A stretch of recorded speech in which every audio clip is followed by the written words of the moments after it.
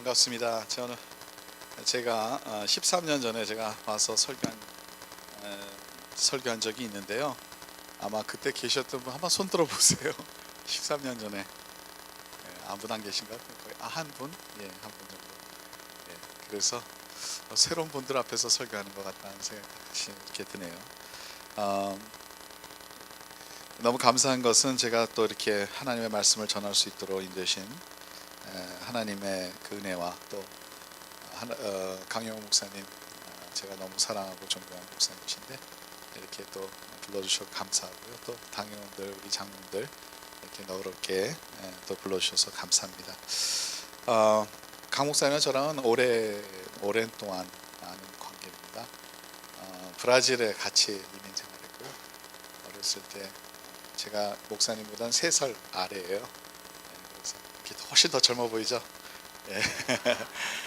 3살 아래인데 브라질에서 같은 교회에서 신앙생활을 하다가 형 동생 같이 신앙생활을 하다가 한참 동안 못 뵀다가 신학교 가서 딱 만난 거예요. 1학년 때 우리 목사님도 같이 입학해서 같이 공부했는데 그래서 그 후로부터 이렇게 계속 좋은 관계로 이렇게 같이 유지하고 여러분들이 간 선교지도 몇 번 제가 따라간 적도 있어요.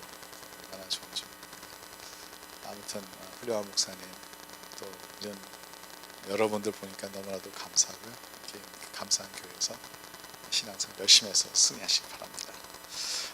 잠시 기도하고요. 우리 시작하겠습니다. 물론 장로님 기도하셨지만 하나님 감사합니다. 이 시간에 저희들과 함께 해주셔서 말씀이 선포될 때 성령님께서 말씀하여 주셔서 저희들 길을 열어주셔서 성령이 말씀하시는 것을 주의 교회가 들을 수 있도록 인도하여 주시고 그 말씀에 순종함으로 하나님께 영광 돌릴 수 있도록 도와주시며 오늘 주님의 능력으로 저희들이 힘입어서 이 세상에 나가서 참된 크리스천의 모습으로 승리할 수 있도록 도와주시옵소서.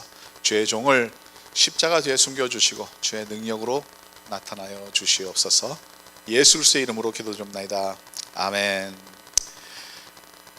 신앙생활 참 힘들죠? 예수 믿는 그 순간부터 우리는 신앙생활을 하게 되는데 이 신앙생활이 도대체 뭔가 질문해보면 여러분 쉽게 대답할 수 있겠습니까? 여러분 한번 생각해 보세요. 신앙생활이 뭔가? 여러분은 신앙생활을 어떻게 합니까? 신앙생활이 여러분들에게 어떤 의미가 있나? 이러한 질문을 한번 던져봅니다. 그렇게 쉽게 이렇게 정리가 안 되는 그러한 질문이라고 저는 생각해 봅니다. 어떻게 해야지 그러면 신앙생활을 더 잘할 수 있을까? 여러분은 신앙생활 다 잘하고 계십니까? 일부 예배 또 똑같은 질문했는데 자신 있게 대답하는 분들은 몇 분 안 계시더라고요. 여러분 신앙생활 승리하고 계셔요? Yeah, I'm for it. 오늘 주일날 가서 그냥 말씀 듣고 그냥 세상에 나가서 열심히 살자. 하나님의 soldier of Christ, 하나님의 군사같이 승리하면서 살겠다 하는 그런 마음으로 오셨어요? 그렇다면 아마 주일이니까 또 예배 가야지. 또 가서 뭐 말씀 듣고 또 펠로십도 해야 되니까 대다수의 분들은 크리스천 생활을 하면서도 이렇게 살아가는 것 같아요. 마음은 진짜 원해요. 우리 크리스천 되는 순간부터 진짜 하나님을 위해서 살겠다, 한 멋진 크리스천 생활을 살겠다 하는데 사실상 세상과 부딪히다 보니까 이게 마음대로 쉽게 되지 않을 때가 상당히 많습니다. 신앙생활이 뭘까? 제일 중요한 몇 가지만 우리가 짚어본다면 신앙생활을 할 때 가장 중요한 게 뭘까? 예수님과 같이 동행하는 것이 중요한데 그 예수님과 같이 동행하기 위해서는 어떻게 살아야 되는가? 여러분 예수님과 같이 동행하는 거, 오늘도 찬양 속에서 그런 찬양을 드렸잖아요. 진짜 우리가 원하는 게 뭐예요? 예수님과 같이 동행하는 거.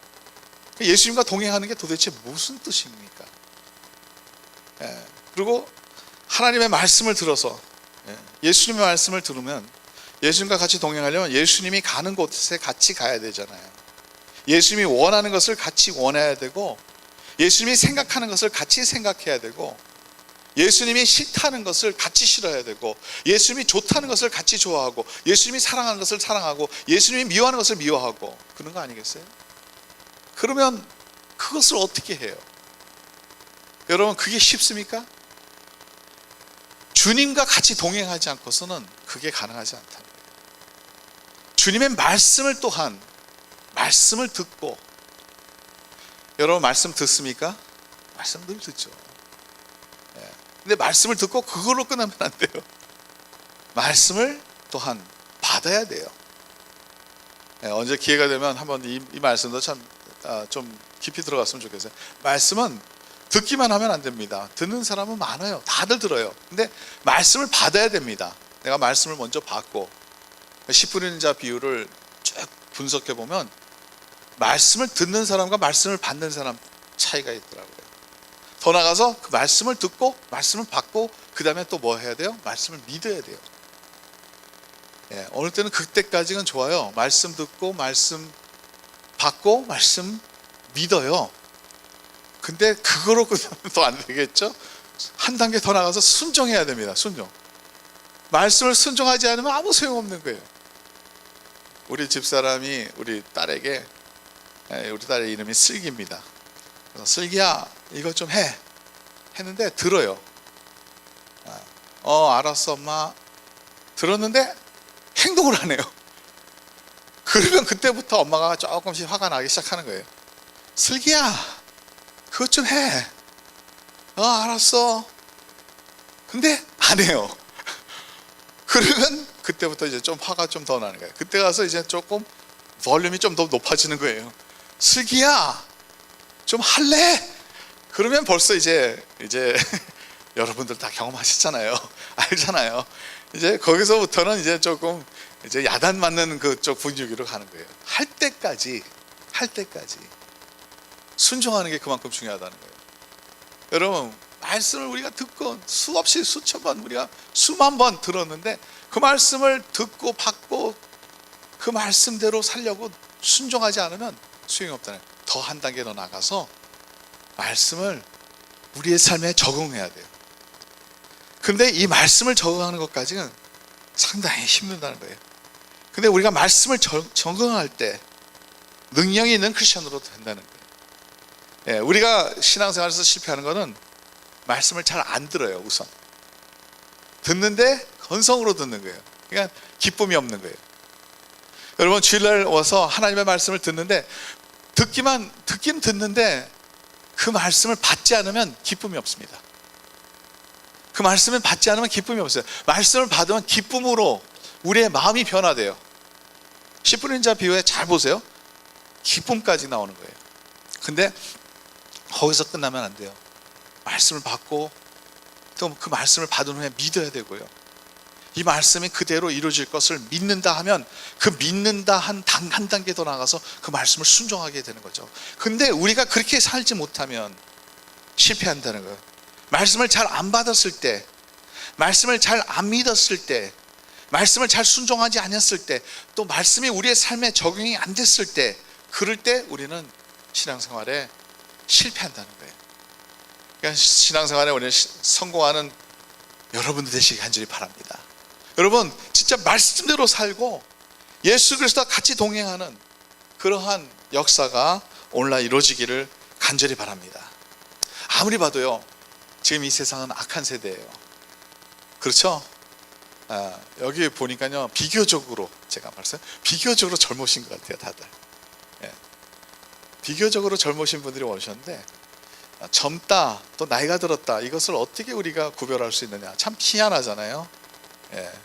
저는 50 넘었는데도 아주 젊다 그래요. 듣기 좋은 겁니다. 근데 젊은 분들한테는 50 넘어도 젊다 그러면 말이 안 돼요. 아니 50 넘었다 뭘 젊다고 생각하느냐. 그러니까 이렇게 좀 생각하면 될 것 같아요. 보통 연세 드신 분들은요 과거 얘기를 많이 합니다. 내가 옛날에 이런 일이 있었다 하는 얘기를 많이 해요. 그래서 할머니 할아버지 연세 드신 분들이랑 같이 얘기하면 옛날 얘기만 해요. 미래 얘기에 대해서 얘기할 게 없어요. 왜냐하면 미래가 그렇게 많지 않기 때문에 살 날이 산 날보단 더 작기 때문에 미래에 대해서 얘기할 게 별로 없어요. 옛날 얘기가 많아지면 이게 나이가 들었다는 증거입니다. 근데 젊은 사람은 미래 얘기가 나 이 다음에 이거 할 거야. 나 이것을 꿈꿔. 이렇게 하고 이렇게 살고 싶어. 이런 마음을 갖게 되는 거예요. 근데 그러니까 젊은 사람은 옛날에 하면 그건 징그러운 거예요. 뭐 옛날 얘기 기껏 해봤자 20년 전 얘기하는데 무슨 옛날 얘기야? 적어도 50년은 돼야지, 적어도 40년은 돼야지. 그런데 30살 된 사람, 나 옛날에 이랬습니다 그러면 웃긴 거예요, 어른들에게 보시기에는. 그러니까 그런 얘기를 제가 왜 하느냐, 저도 까먹었네요. 악한 세대가 왔다는 거예요. 근데 옛날 얘기를 보면 저도 좀 나이가 들어간 것 같아요. 너무너무 좋았던 것 같아요, 옛날에는. 여기 이민생활 오래 하신 분들도 계실 거예요. 근데 제가 기억납니다. 저는 미국으로 먼저 이민 온 게 아니라 브라질로 이민 갔는데요. 70년도 때 이민 갔어요. 그때는 너무너무 편한 거예요. 문도 안 잠글 필요도 없는 거예요. 근데 지금 브라질 같은 경우에는 치안이 얼마나 안 좋은죠, 얼마나 그 도둑들이 많은죠, 말도 못해요. 미국도 그렇습니다. 70년도 이민 오신 분들은 옛날에 너무 좋았다는 거예요. 그렇게 세상이 악하지 않았다는 거예요. 지금 보세요. 지금 뉴스 보세요. 순간순간마다 뉴스 나오는 내용들 보세요. 총기 사건으로 사람 죽었다. 범죄도 옛날에 이런 범죄들은 없던 거예요. 자꾸 이상한 범죄들이 많아요. 가족이 가족을 죽이고. 세상이 악해졌다는 거예요. 가치관이 변했고. 악한 세대 말하면 지금 이 세대, 악한 세대에 우리가 살고 있어요. 심지어 20, 30년 전과 다르다는 거예요. 50년 전이랑 전혀 다른 세상입니다. 저는 전혀 다른 컬처, 전혀 다른 생각, 가치관, 모든 면에서 다 변화됐다는 거예요. 지금 이 세대가 악한 세대. 지금 우리가 살고 있는 세대가 악해지고요, 점점 더 악해질 것 같아요. 그렇게 희망이 보이지 않습니다. 여러분들 지금 비교적으로 젊다 그랬지만 여러분들의 자녀들은 어떨까? 여러분들의 자녀 사는 세계는 지금 우리가 살고 있는 세대보다 훨씬 더 어려울 겁니다. 우선 물 부족할 거예요. 생수가 부족합니다. 2035년 되면요, 이 전 세계의 인구의 인구의 반이 물 부족으로 고생할 거라는 거예요. 2035년, 지금 몇 년도예요? 2018년도잖아요. 35년이 17년 후예요. 17년 후에 전 세계 인구의 반이 물 부족 때문에 고생할 거라는 거예요. 그러면 50년 후에는 어떻겠어요? 100년 후에는 어떻겠어요? 그때까지 우리 아무도 안 살 거니까 걱정 안 해도 돼요? 우리 후손들은 어떻게 돼요? 여러분, 지금 세계상 보면 생각하면 악한 세대에 살고 있다는 것을 우리는 피부로 느끼게 됩니다. 그러면 예수님께서 말씀하신 이 악한 세대는 뭘까? 근데 악한 세대를 어떻게 연결시켰느냐? 예수님께서 연결시킨 거는 39절에 보니까 악하고 음란한 세대가 표적을 구한다 그랬어요. 표적을 구한다. 악하고 음란한 세대의 특징이 표적을 구하는 거라는 거예요. 서기관들과 바리새인들이 모여서 예수님에게 표적을 구하라고, 그리고 예수님을 이것으로 시험한 거예요.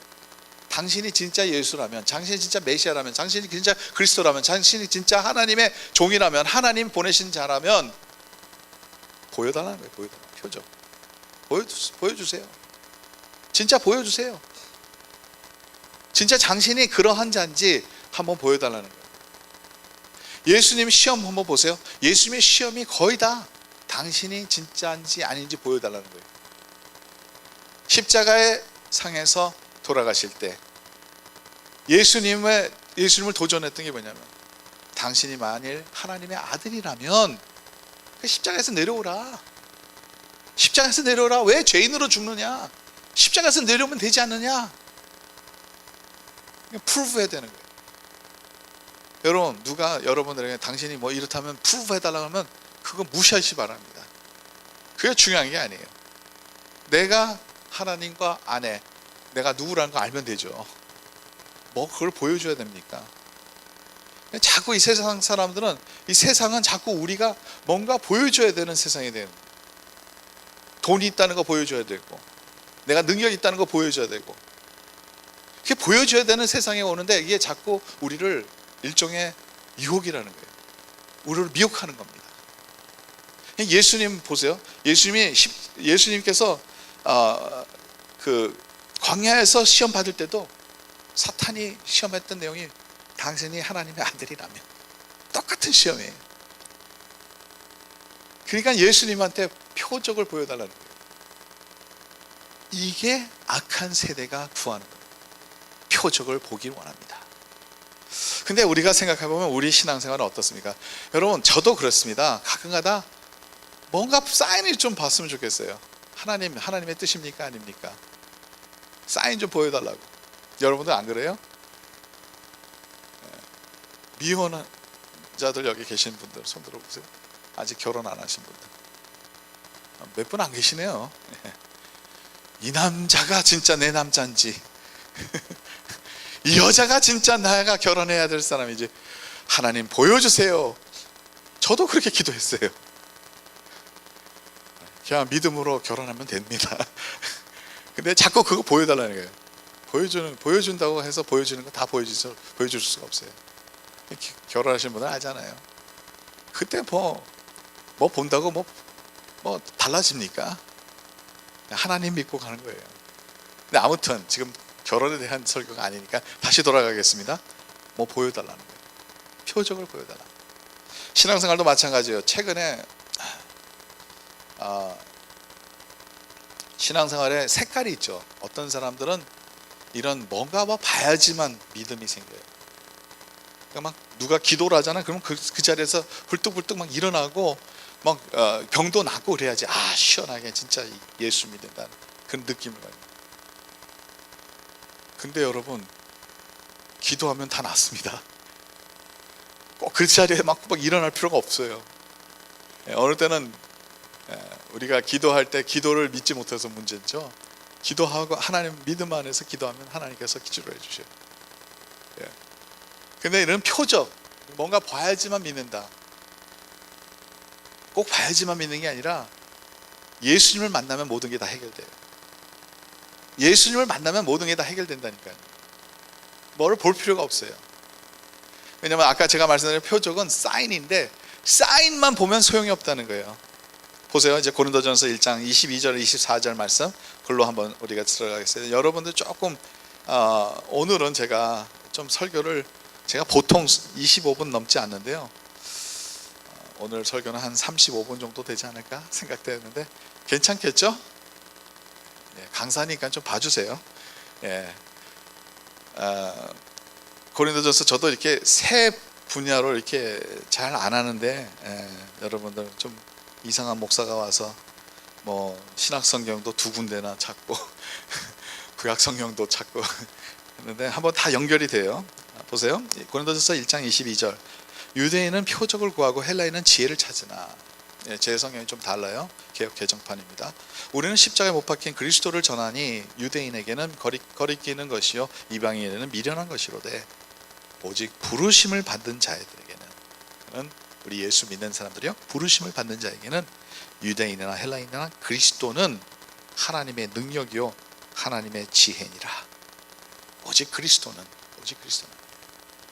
그러니까 헬라인들은 보통 고상한 지혜. 그래서 이 필로소피가 아주 그리스에서 제일 개발하고, 그래서 그때 지난 소크라테스, 플라톤 뭐 이런 사람들이 다 그때 시대 사람들이에요. 헬라 문화권에서 그런 고상한 지혜, 이러한 필로소피, 이러한 것을 찾아서 그런 것으로 하나님을 만나려는 거예요. 그 지혜로.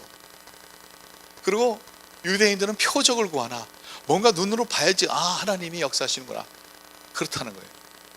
그런데 우리 부르심을 받은 자에는 예수님이 확실히 여러분들을 1대1로 부르셨을 때, 여러분들의 이름을 불러가면서 여러분들을 내 아들아 내 딸로 부르셨을 때, 이러한 예수 믿는 자에게는 표적이 필요한 거예요. 그게 아니에요.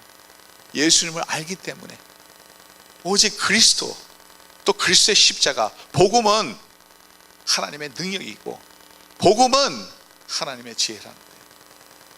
그래서 이 모든 것을 다 필요가 없는 거예요.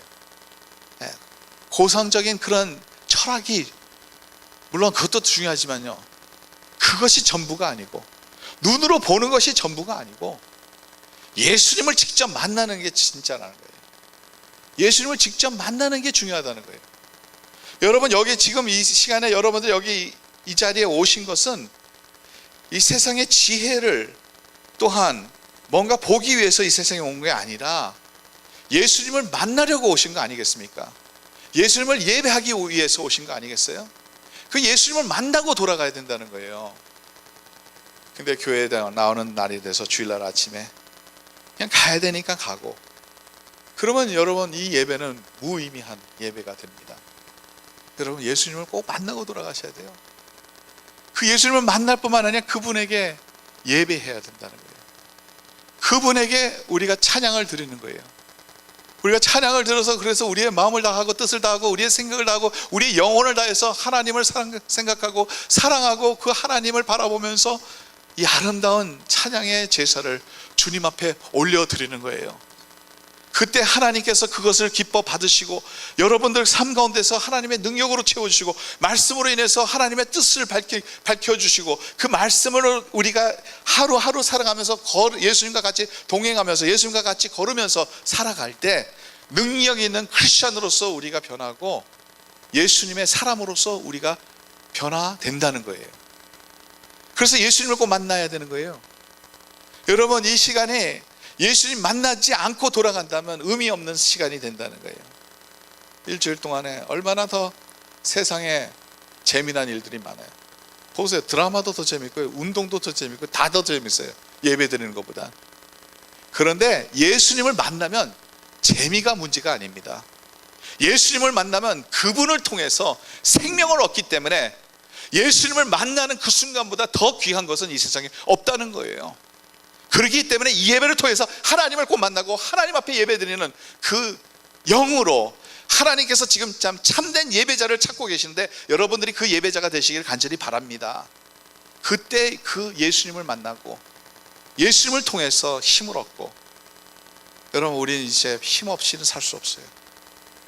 우리가 예수님의 능력 없이는 살 수 없습니다.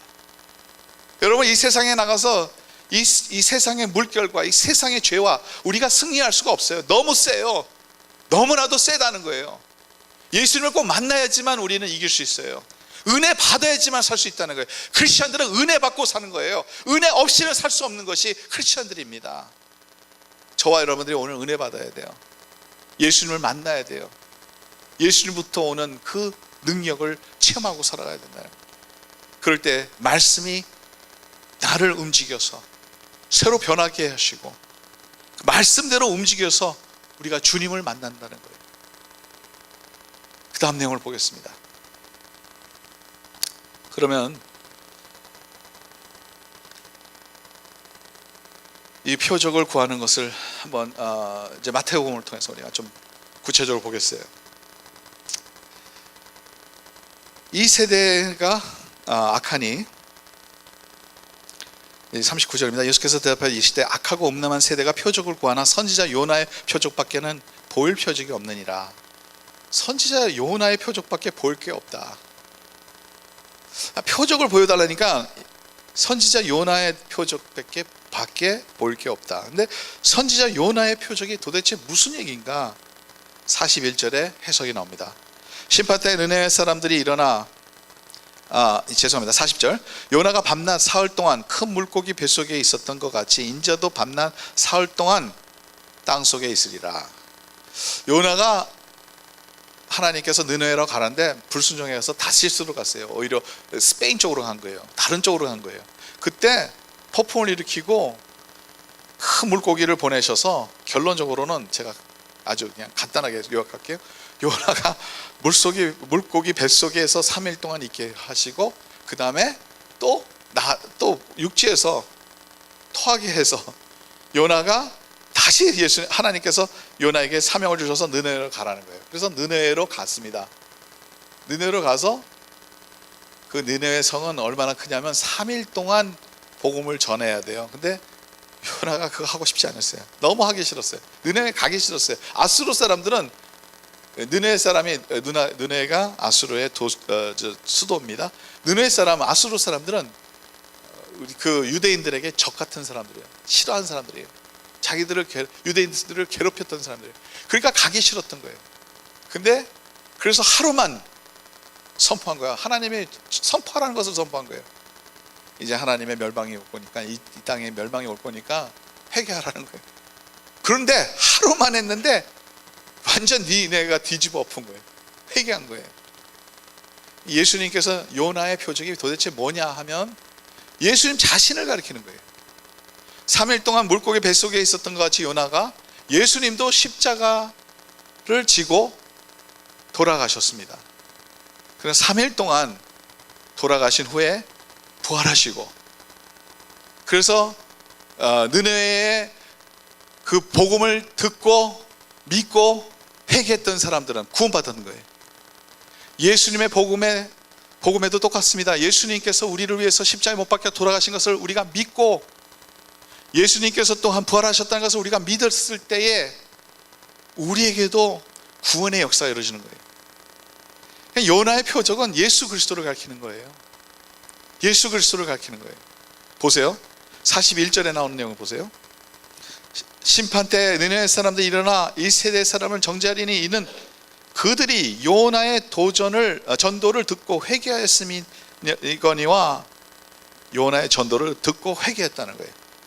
요나보다 더 큰 이가 여기 있으며, 사실은 예수님이 거기 앞에 있었다는 거예요. 예수님, 하나님의 표적을 보여달라는 서기관들과 바리새인들 앞에서 하나님이 계시는데도, 앞에 계시는데도 그 하나님을 몰라보니까 표적을 구하는 거예요. 하나님이 그 앞에 계시는데도 불구하고 하나님을 못 만나면 하나님을 보여달라고 시험하는 겁니다. 여러분, 우리가 주님 앞에 있어요? 하나님 앞에 계십니까? 지금 여기 하나님 앞에서 예배합니까? 근데 하나님을 만나지 못하면 여러분 헛된 것을 보게 된다는 거예요. 헛된 것을 구하게 되는 거예요. 그래서 하나님을 만나야 되는 거예요. 표적이 뭐냐? 표시한다는 거 아니겠어요? 사인이라는 거죠, 영어로. 사인이 뭐예요? 어디를 가리키는 거예요. 제가 이제 프리웨이 5를 타고 내려오는데요, 로즈크랜스라는 사인이 나오더라고요. 그래서 그 로즈크랜스 사인을 팔로우해서 GPS 물론 틀고 왔죠. 그 로즈크랜스로 나가라 하니까 그 로즈크랜스 사인을 보고 나갔더니 여기 도착하게 된 거예요. 그 로즈크랜스 사인판이 로즈크랜스는 아니에요. 근데 사인이에요. 그게 어디로 가라는 방향을 가르쳐 준다는 거예요. 사인은 그거예요. 오늘날 저와 여러분들은 사인을 믿고 가는 게 아니라 그 사인이 의미하는 목적지에 도착해야 된다는 거예요. 우리가 하나님의 형상을 보는 게 아니라 하나님을 실제적으로 만나고 돌아가야 된다는 거예요. 예배 가운데서도 하나님을 꼭 만나고 돌아가는 거예요. 그런데 우리가 만나지 않을 때에 어떻게 되느냐? 이제 출애굽기로 가겠습니다. 출애굽기로 32장. 이제 이거는 뭐냐면 예수님께서 모세가 시내산에 이제 그 십계명을 받으러 올라갔어요. 그동안 이 백성들이 모세를 보지 못하니까 금송아지를 만든 그 사건입니다. 출애굽기 32장 1절, 백성이 모세가 산에서 내려옴이 더딤을 보고 모여 백성이 아론에게 이르러 말하되 일어나라, 우리를 위하여 우리를 인도할 신을 만들라. 모세가 보이지 않으니까. 모세가 누구냐면 하나님의 말씀을 대언하는 리더였어요. 하나님의 말씀이 그들에게 없으니까 어디로 가야 될지 모르는 거예요. 모세가 40일 동안 없어지니까 어떻게 가야 될지, 뭘 해야 될지 아무것도 모르는 거예요. 하나님을 모르는 거예요. 하나님을 어떻게 인도해야 될지 모르는 겁니다. 모세를 통해서 하나님의 말씀이 주어졌는데 모세가 없으니까 방향을 잃어버린 이 백성이 와서, 이 목사가 너무 오랫동안 없어졌으니까 우리를 위해서 신을 만들라는 거예요. 그래서 아론도 너희들이 갖고 있는 금으로 만든 귀걸이나 목걸이나 반지나 이 모든 거 다 가져오라는 거예요. 그래서 다 가져온 다음에 그 녹여서 금송아지 하나 만들어 놓고 뭐라 하냐면 이 신이 우리를 애굽에서 인도한 신이라는 거예요. 왜 우상을 만들었냐? 왜 우리가 우상을 만드냐? 우상은 만들어지는 겁니다. 왜 우상을 만드냐? 하나님을 보지 못할 때, 하나님의 말씀을 받지 못할 때. 여러분, 하나님의 말씀을 받지 못하고 하나님의 말씀을 듣지 못하면 우리는 우상을 만들게 돼요. 하나님을 만들게 된다는 거예요. 이게 뭐가 차이 나느냐? 우리는 늘 하나님을 만들게 됩니다. 하나님을 만나지 못하면 하나님을 만들어요. 그리고 그 우상을 만들고 그 우상을 따라가야지. 철저히 따라가게 돼요. 여러분, 신앙생활 잘한다고 생각하는 사람들, 신앙생활 오랫동안 했다고 생각하는 사람들, 자칫 우리는 우상을 만들고 있어요. 근데 우상을 만들면서 몰라요. 그러니까 정죄하는 거예요, 다른 사람을. 왜 정죄하느냐? 내가 만든 하나님, 내 의로 만든 하나님, 내 생각으로 만든 하나님, 내가 만든 하나님을 믿기 때문에 그 하나님과 안 맞으면 우리는 다 wrong, everybody is wrong 하는 거예요. 내가 만든 하나님과 맞지 않으면 그런 거 없어요, 여러분? 내가 생각하는 하나님, 내가 생각하는 컨셉트, 이게 딱 정해졌어요. 근데 그 정해진 컨셉트과 맞지 않으면 다 틀렸다는 거예요. 다른 사람 틀렸다는 거예요. 이것이 바로 우상 만드는 거예요. 그러니까 다른 사람을 정죄하게 돼요. 내 의로 가득 차지는 거예요. 우리 예수 믿는 사람 내 의로 가득 차는 게 아니라 예수 그리스도의 의로 가득 차야 돼요. 할렐루야. 나는 죄인입니다. 철저히 죄인이에요. 예배 때마다 나는 죄인이라는 고백이 나와야 돼요. 예배 때마다 나는 하나님 필요합니다. 나는 절대적으로 예수 그리스도의 구원의 역사가 필요합니다. 나는 주님 없이 살 수 없습니다. 그래서 주님 앞에 나옵니다. 주님이 나를 인도해 주시기 바랍니다. 주님이 나에게 은혜 주시기 바랍니다. 주님이 나를 인도해 주시기 바랍니다. 내 삶을 붙들어 주시기 바랍니다. 주님께서 붙드시지 않으면 나는 쓰러집니다. 나는 이 세상의 유혹에서 쓰러지게 됩니다. 세상에 얼마나 유혹 많습니까? 많아요. 세상이 악하잖아요. 이 악한 세상에서 우리가 사는데 이겨낼 수 있는 힘은 오직 예수 그리스도의 은혜밖에 없다는 거예요. 예수 그리스도의 은혜로서 우리가 이겨내는 겁니다. 예수 그리스도의 은혜가 없으면 살 수 없는 거예요.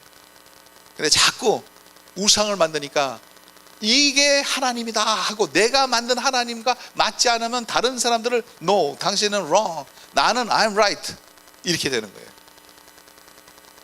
우리 집사님 중에서 성경 공부하다가 신앙생활이 뭡니까 하고 질문한 적이 있어요. 근데 제가 너무 듣기 좋았던 답을 하신 분이 한 분 계세요. 우리 집사님이신데 그분이 그러시더라고요.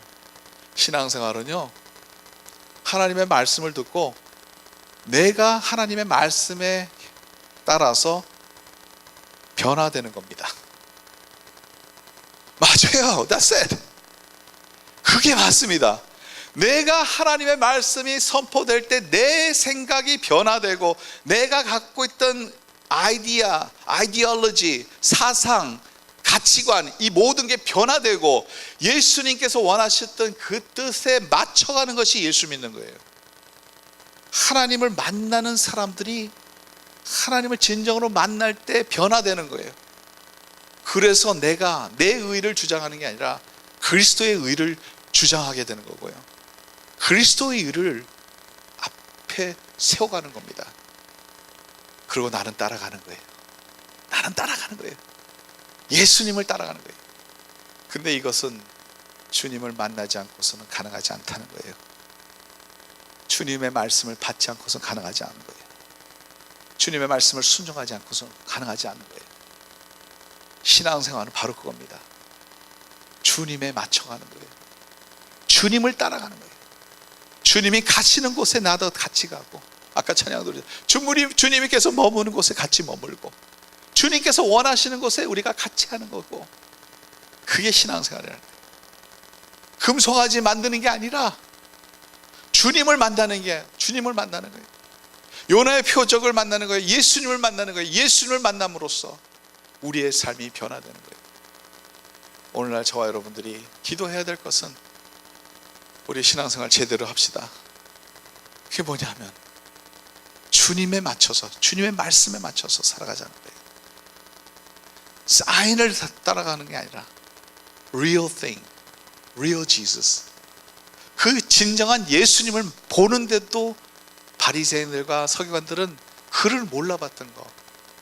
우리도 종종 그렇게 신앙생활을 할 때가 많습니다.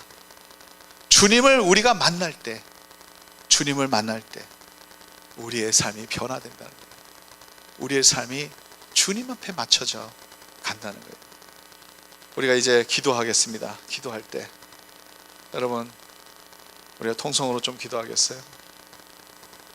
내가 이제 그때까지 신앙생활 때 얼만큼 많은 나를 좀 봐달라고 사람들을 보면서 저 사람이 내 생각과 좀 비슷해지면 얼마나 좋을까. 아, 이거는 크리스천 생활이 아닙니다. 나의 생각과 다를 수 있어요.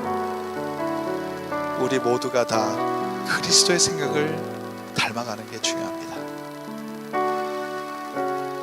이제 금송아지를 만드는 게 아니에요. 우리가 만든 우상을 섬기는 게 아니라 주님을 만나는 겁니다. 주님께서는 여기 계셔요. 주님께서는 저와 여러분들과 함께 계십니다. 하나님의 말씀으로 나타나시고 하나님의 말씀의 능력으로 저와 여러분들 마음을 건드셨어요. 그러면 이제 주님 뜻대로 살기로 합니다.